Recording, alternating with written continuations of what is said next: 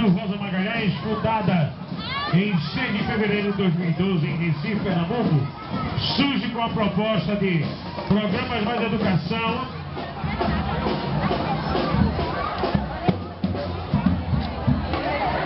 integrada com a perspectiva da educação, inclusive combater social da criança e do adolescente na comunidade do Alto Santa Terezinha, zona norte do Recife.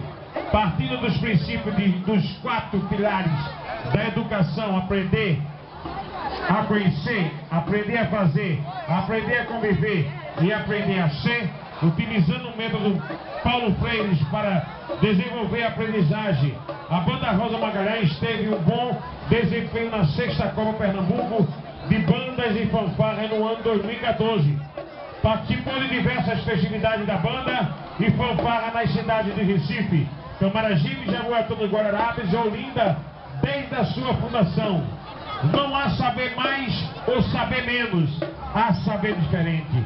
Aí está a escola Rosa Magalhães de Melo, tem como regente Rafael de Castro, é situada em Recife, Pernambuco, tem como seu mó Maurício Joaquim, tem como seu gestor Edivaldo Santiago, corporação musical Banda Rosa Magalhães, coreógrafo Liliane Freitas, baliza Gênesis Oliveira. Aí está, pessoal, Escola Rosa Magalhães de Melo. A quem pedimos algum presente, uma salva de palmas.